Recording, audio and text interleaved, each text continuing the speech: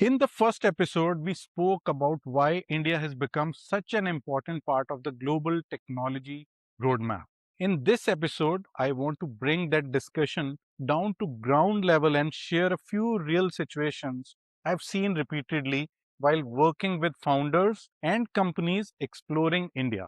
These examples are not meant to be exceptional. They are meant to feel familiar because many global teams start in exactly these ways. Let me begin with a founder story. A founder based in Canada came in with clear product idea but no technical team. Building locally felt expensive and slow, and outsourcing felt unfamiliar. Instead of committing to something large, we started with a 4-week development sprint. The scope was clearly defined, exceptions were set up front, and progress was visible throughout the engagement.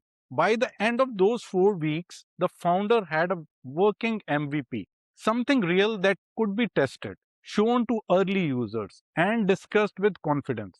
At that point, he chose to extend the work for another 4 weeks to add two important features, including payment collection. What stood out to me was not the extension itself, but why it happened. It wasn't urgency, it wasn't pressure, it was clarity. Once he could see the product working and understood how the collaboration felt, continuing forward became a natural decision. Today, that product is live and generating revenue.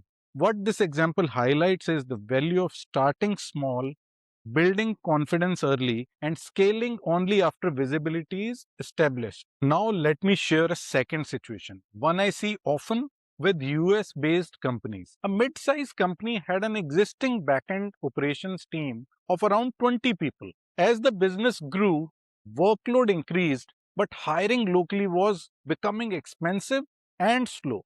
They decided to extend the team through India, starting with 5 people. Those team members were aligned to US Central Time and integrated into existing workflows. Initially, they took ownership of repetitive operational tasks and followed the same processes as the US based team. Over time, something interesting happened. Operational pressure reduced. Processes became more structured, and internal teams were able to focus on higher value work. One thing leadership teams often tell me in these situations is that visibility and control actually improve because work becomes better documented and easier to track.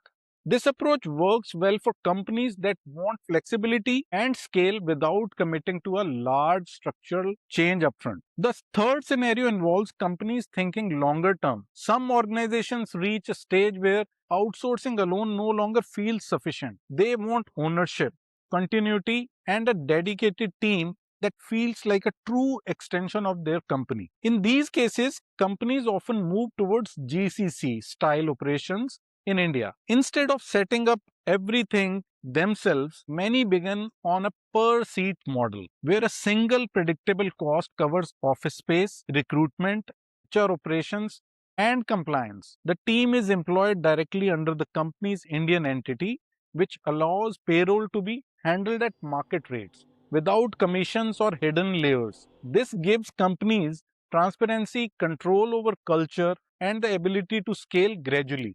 For some, it also becomes a strategic step, opening opportunities to engage more deeply with the Indian market and nearby regions. When you look across these examples, a few things become clear. Successful companies do not rush, they do not overcommit early, and they do not treat India as a shortcut. They start with clarity. They choose the right engagement model for their stage, and they allow trust and structure to build before scaling. India does not automatically solve problems, but when approached thoughtfully, it becomes a powerful enabler for speed, flexibility, and long term growth. If the first episode helped you understand the landscape, this episode was meant to show you how that landscape translates into real decisions and real outcomes. In the final episode, I'll walk through the practical paths available to get started.